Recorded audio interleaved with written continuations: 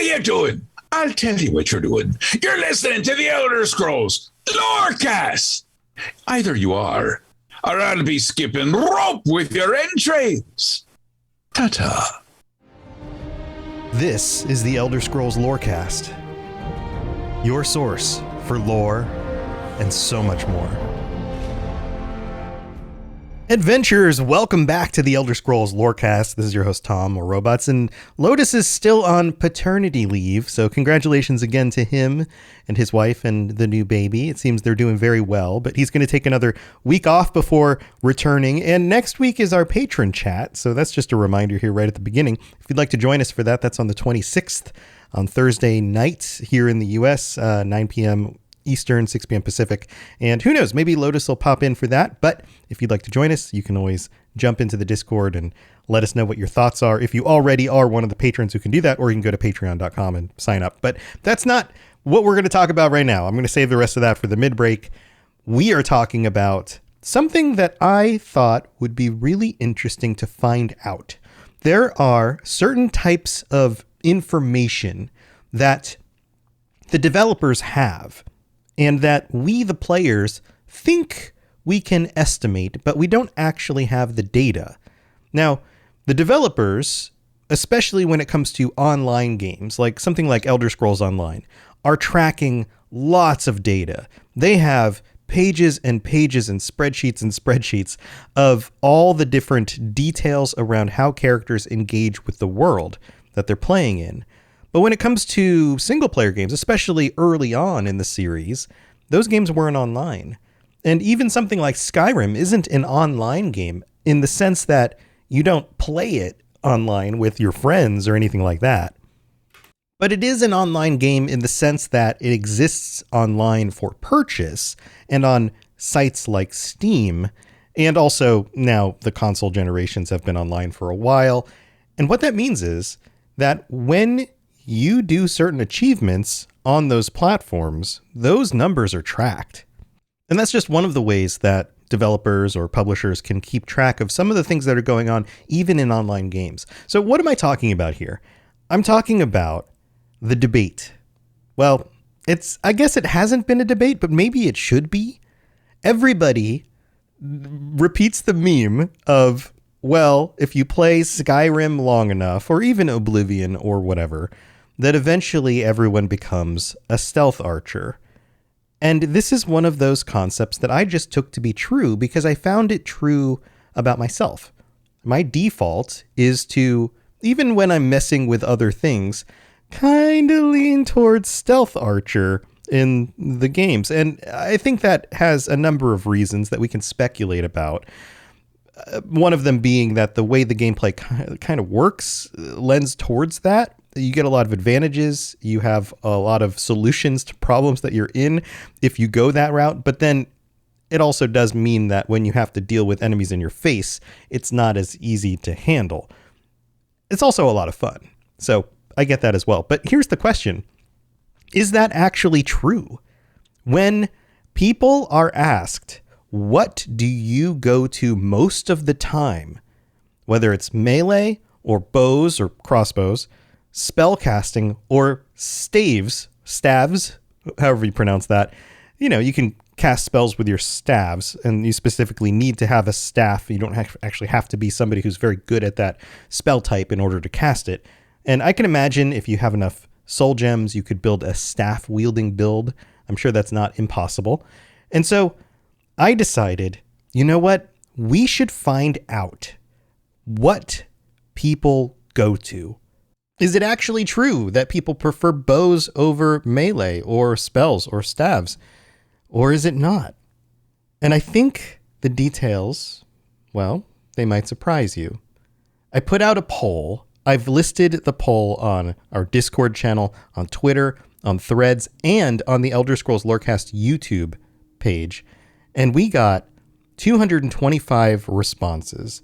And if you've studied statistics at all, you know that in order to get a fairly accurate perspective on a much larger population, you can actually poll a much smaller population. Now, these populations are very, very distinctly different. You have over 60 million people who have played Skyrim.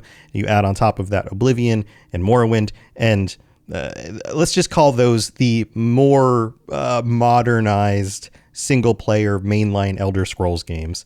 And then you compare those millions and millions of players to 225 people, and clearly those numbers are very, very different. But the fun thing about statistics is, even with 225 people, you can get a general sense. Now, we're probably a few percentage points off of the actual totals if you were to look at everybody, but we're going to be in the ballpark. It's going to be fairly close. And I asked them specifically, when it comes to mainline single-player Elder Scrolls games, which weapon type do you go to the most often? Melee, bow or crossbow, spellcasting, or staves? And we got some responses, which I'm going to give to you by the end of this episode. But before we get there, I want you to predict, and I want you to think in your head or write it down on a piece of paper or whatever. What percentage of people do you think go to each? And this is, of course, out of 100. So the numbers should add up to 100 once you put in all of these. And answer the question. Does bow win? Do people always become stealth archers? Or is there secretly a different favorite? Or maybe it was the case, if bows don't win, that people used to do bow builds more often, but over time things have changed. Or maybe things haven't changed. Maybe they always did and always are going to be the kinds of players who lean towards stealth archer builds. Or maybe this is all just speculation because I haven't revealed the numbers yet. But here's some things to think about as you debate what these numbers might actually be. I have some responses from people in our community about the way they engage with combat in the games. And maybe this will sway you one way or another. Maybe this will take you off the track. Maybe this will help. We'll find out. Well, here, let's go through some of these that were responses. These ones come from specifically on the Discord. We have Time Traveler, who reminds us that I believe it was Skyrim loading screen that said, keep your distance far and keep your kill count up. I'm assuming here that Time Traveler is a bow person on this one. Colominus, I hope I'm pronouncing that correctly, says, I almost always start out with a ranged weapon because I feel too squishy up close. Then about mid-game, I switch to melee. So we have both a melee and a bow option, but they had to pick one, so I'm not sure exactly which one they went with. Lifessa says, bow, of course, but most recent playthrough of Skyrim was 100% pure mage. Never lifted a non-bound weapon other than the single time required in the story. Surprisingly fun. Holding a ward against a dragon's breath while flinging ice or fire at it with the other hand. Pretty epic feeling. So now we have a vote. This one seems like a clear vote, at least in their most recent playthrough, for spellcasting and how effective that can be. Silas says, I use melee as much as possible and like to go through all the weapons during different playthroughs just to try to get a different experience. So somebody who defaults to melee weapons, but also likes to go through and use a little bit of everything. And I think that maybe this is a perspective that is more common than we think. When we think about Skyrim in particular, and of course most of these people and responses are going to be focused on Skyrim. It is by and large the most played single player Elder Scrolls game. It's the most recent one. It's the most polished. It's the one with the most mods. Most of these people will be thinking Skyrim when they respond to this. And I think there's something to be said about the viability of any of these choices. Now, stabs is probably the most difficult because you have to constantly make sure that your stabs are powered up, and you don't get a whole lot of bonuses that go into a staff build as you level up. Whereas something like spellcasting or bow or melee, it's very easy to get to the point where you have lots of extra percentage damage, and then you also get other abilities and effects around those builds that make them easier. So, for example, being more stealthy with a bow or being more aggressive with certain types of melee weapons. There's a variety you can do here, and you can pair a number of them in other ways. For example, if you wanted to go do more of a upfront combat kind of tanky build, you can pair a single-handed weapon with a shield, and then the shield bash becomes very, very useful.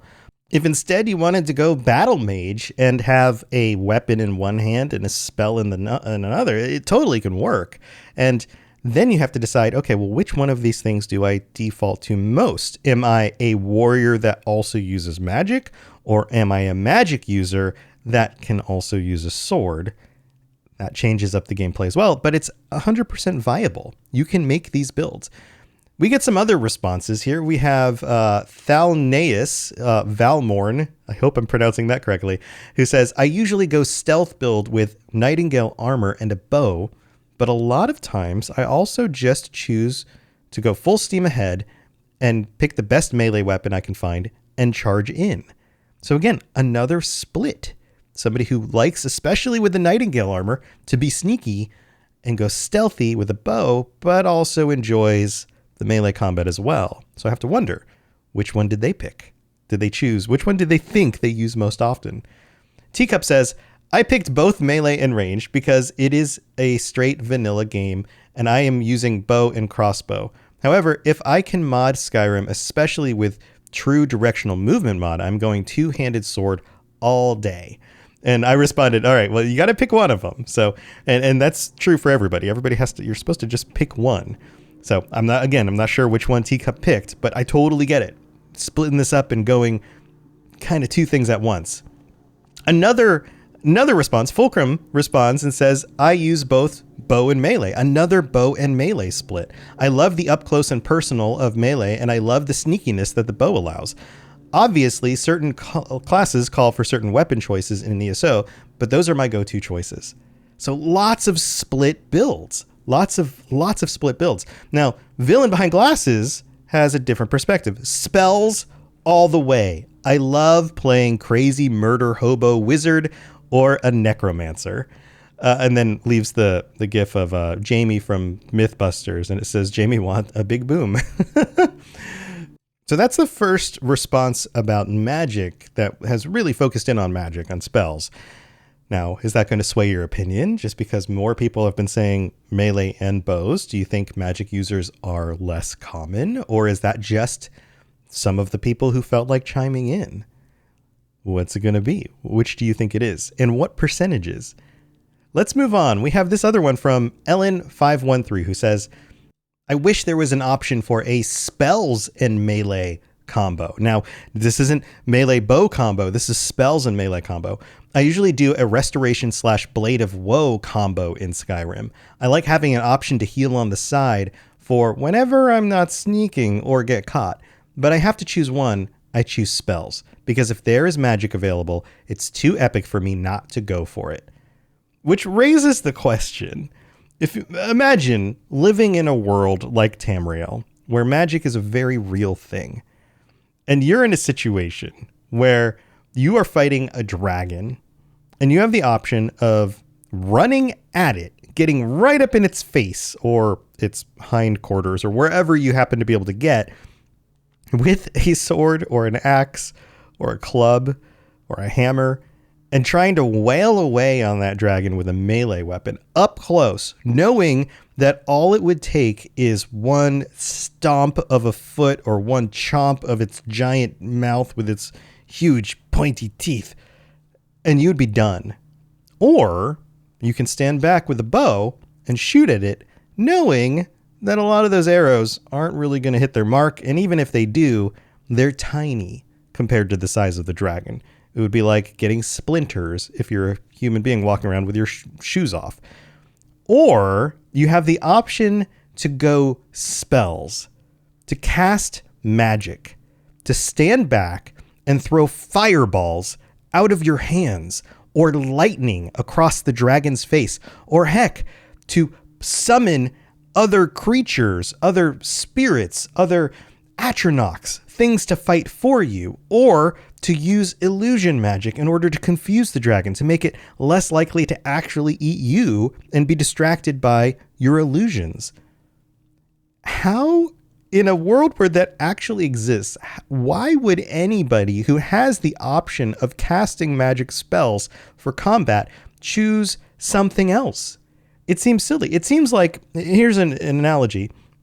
In our own world, once guns were invented, and especially since guns were invented and we've added rifling and being able to shoot multiple bullets at the same time, all of the advances we have in guns, it would be silly to say, okay, you can say join the military, pick your weapon, and you decide, nah, I'm going with the sword. And I don't know if you've seen this, but there are pictures of a Scottish individual, I forget his name, who went to war in World War II and brought with him his two-handed sword and actually used it on the battlefield. You'd be like that guy. Can you imagine not picking the gun option in our own world when it came to something like actual combat? It would be just like being in Tamriel and not picking spells if you have the ability to use spells. Now, I totally get, let's say you're born into that world and you just aren't a very good magic user, or you don't have the ability to use magic, then you're going to have to pick something else, right? But given the option, it seems like spells are totally viable, especially because this isn't Dungeons and Dragons. You can equip heavy armor and a shield and cast spells out of your other hand at the same time. All of that is viable. But in the context of a game, is it? Is it the same kind of thing? And I think for a lot of people, there's something about melee and bows that actually stands out, that actually makes them more enjoyable, or even in many situations, more useful than just going with spells. And I think that is something to say about the way the game was designed. And sure, it's an old game now. It's over a decade old. And there have been advances, especially when it comes to Skyrim, in combat, in video games, and how all of that can work. The world clearly has moved on, and game developers have become better and better and better at creating interesting experiences with weapons and things like that. So, yeah, I get that things would be different in, say, a more recently developed Elder Scrolls game. Or maybe they wouldn't. Maybe that balance would still be attempted to be achieved. But is there really a balance? What percentage of people choose what? We're going to get to that after the mid-break. So don't go anywhere. This is Hamish Morak, Dragonborn, and you are educating yourself to the Elder Scrolls Lorecast. All right, here we are in the middle of the show. This is where I get to shout out our newest patrons, including Bence K, Chandolf, and Sitsa S. I hope I'm pronouncing those names correctly. Welcome to the Patreon. So glad that you decided to join us. Also, big shout outs to our Daedric Princess, Blinding Vision, Haircene, Just a Little Bit of Chaos, Kira C, and Peter R. Thank you so much for your support. If you would like to be like one of these people, or one of the 131 of our current active patrons, or heck, even a free member who's just signed up in order to make sure you get notifications and things when they go out to everybody, head over to patreon.com/Elder Scrolls Lorecast to check out everything, and maybe you'd like to join us. You still have time to sign up for our patron chat coming up in just a week from the recording of this on next Thursday, the 26th. I'm trying to remember the date. 9 p.m. Eastern, 6 p.m. Pacific here in the U.S. And of course, if you're in Europe, you can stay up late. Some people do decide to do that in order to join us. And I wish time zones weren't a problem. There's no time that actually works best for everybody. But at least there's an option. And we look forward to chatting with you next week. Also, if you'd like to help out in other ways, you can leave a 5-star review on Apple Podcasts, and we'll read those out on a future episode of the show, like this one from Quiet Milk in the US, who writes, "An excellent place to be. I have found this podcast to be a very entertaining and thoughtful place to go to be more immersed in the Elder Scrolls. Big fan of the show, and congrats on the baby, Lotus." Congrats, Lotus. I know sometimes Lotus listens to podcasts, even this one, when he's not able to be there for one of the weeks. So maybe he'll hear it. Maybe he'll be able to respond next week when he hears this. Thank you for leaving that review. Also, you can rate the show on Spotify. You can share it with your friends. There's lots of other ways to help support the show. Lotus and I very, very much appreciate it, and we plan to keep this going, so all the support absolutely helps. All right, let's get back to the question. Which type of weapon do you use the most? Let's find out. You're listening to the Elder Scrolls Lorecast, dear child of cities. That is why the Night Mother loves you. All right, so we took a look at what people on the Discord were saying, but we had a bunch of other votes on the YouTube channel and on Twitter and Threads. Let's see what some other people are saying. These ones came from YouTube. This one is from My Getaway Art on YouTube, who writes, absolutely bows. There's nothing like stealthily clearing up a fort full of bandits, picking them off one by one without even stepping foot inside the building. Plus, Wood Elves are my favorite playable race, so I always roleplay as a Bosmer archer. Did so in every Elder Scrolls game I've played. So that is a very strong vote for bows. Somebody who uses bows. This is not somebody who is split between melee and bows or spellcasting and melee or anything like that. This is a bows user. And following up from that one, Lupine Menacer 87 says, bows, I've always favored archers. Another one comes in with Ozaru 85, I think is how you pronounce this name. I always plan to be a two-handed warrior, but end up as a stealth archer anyway. So lots of bow stuff. Going back to the idea that stealth archer is like the default setting. It's the setting that everybody, I guess it's the gravity. Everybody eventually gets back to stealth archer. But then we get stuff like Fathalo Greenskin, who I think I'm butchering your name as well. It's usually warriors or mages for me. Somebody who either goes melee or magic. And then we get a few more responses, but these are more in the melee side of the equation. We have, oh God, I'm going to mess up this. I think it's Purple Haze, but without a bunch of the vowels. Sadly, I am always a go-to melee guy. I would love to be an archer guy, but that looks like so much fun, but I could never muster the patience to play so stealthily. And then someone's Silence 3731 writes, I most often play some sort of spell sword or assassin. So melee, guess, but otherwise spells. So clearly they're going more melee most of the time, but they still rely on magic, just like we talked about before. Another one of those split builds. So YouTube's pretty split. Let's check in with social media and see what some people in here say. 2MarksPod says, I'm a maul/heavy armor guy, but I also like one-handed melee plus spell on offhand. So mostly melee, but still sometimes spells. Paladin Osiris writes, I love the feeling of sniping a creature with a bow from a far distance. Something very satisfying. Totally get it. Embrace UK1 says, this time I'm going to play as something different. A few hours later, and then a gif of an archer. Going back to the old idea that everybody gravitates toward the bow. OM Pilot writes, everyone who is not voting bows/crossbows is lying. We all know the playthrough will become a sneak archer eventually.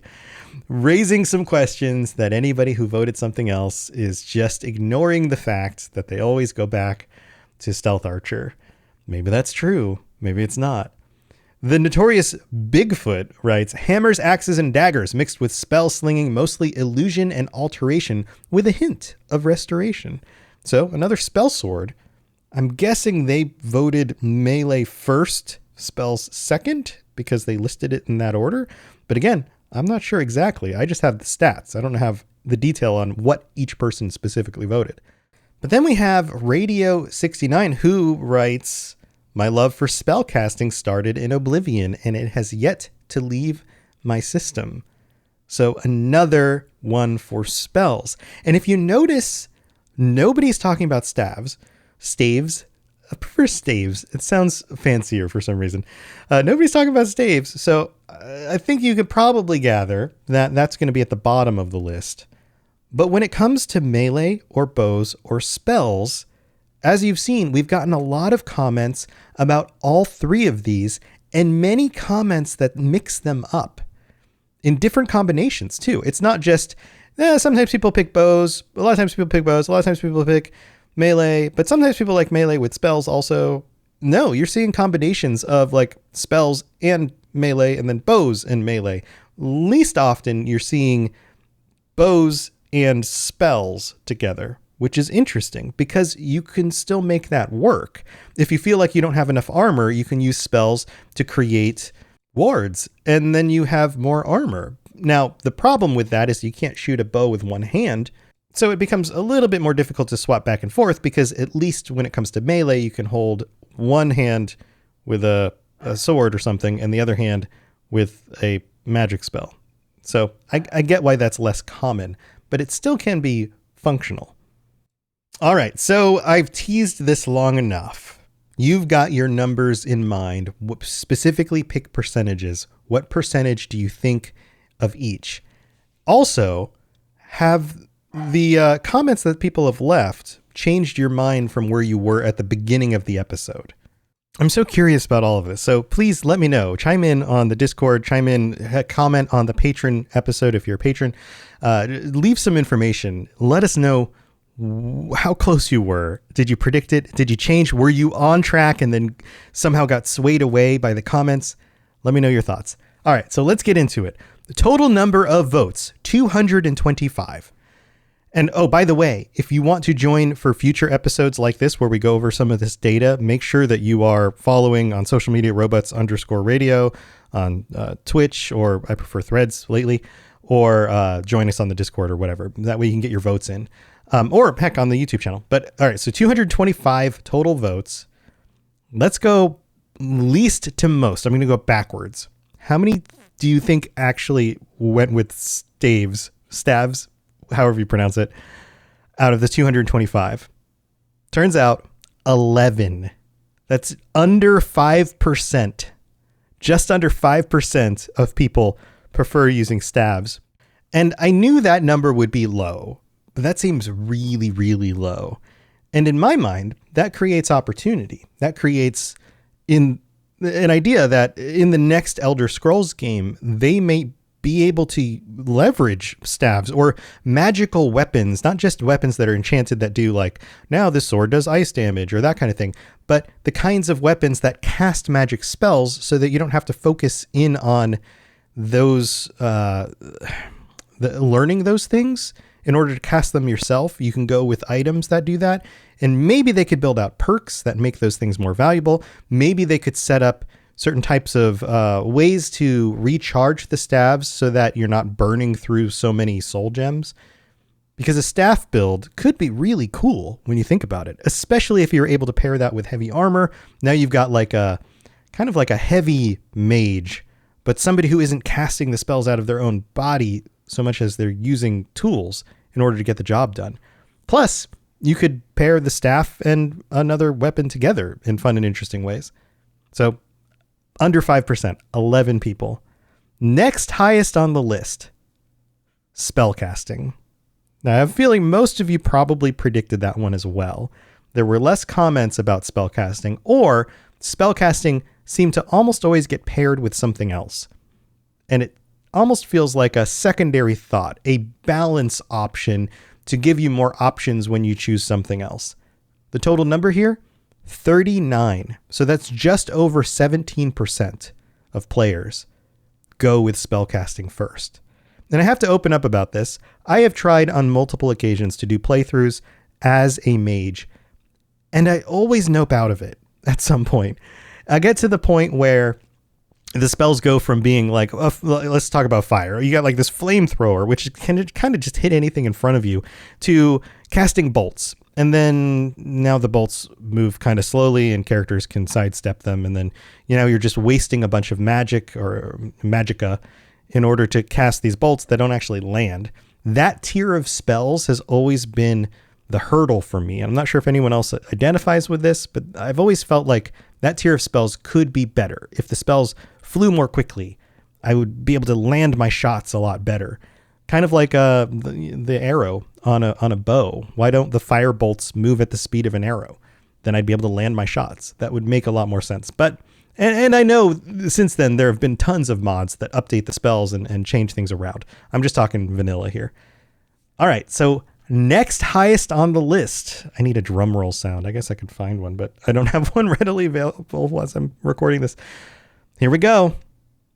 Bows and crossbows are only the second most picked option. Most people, that's what this means. Most people pick melee first. But what are the numbers? The number of people who picked bows or crossbows, 61. The number of people who picked melee, 114. That's a difference between just over 27% for bows and over 50% for melee. Half of you said you go melee first, and only a little bit more than a quarter of you said that you go bows, or at least not necessarily first, but primary. You primarily go to your bows, which absolutely breaks my assumptions about Skyrim, especially being a sneaky stealth archer kind of build sort of game. It seems like more people favor melee. Now, if you think about it, the sheer number of weapons that are out there, the different kinds of melee, the different ways that you can use melee. Heck, you can even use fists or claws, let alone Daedric weapons and things like that. And sure, there are some Daedric weapons for bows and all that kind of stuff, but there's more for melee. Melee is constantly giving you more options for being able to use them in combat, especially once you get to the magically upgraded weapons and things like that. Whereas bows are always bows. Crossbows are always feel like crossbows. Spellcasting gives you a lot of variety, but you also have to invest in it more, and it requires a little bit more tinkering.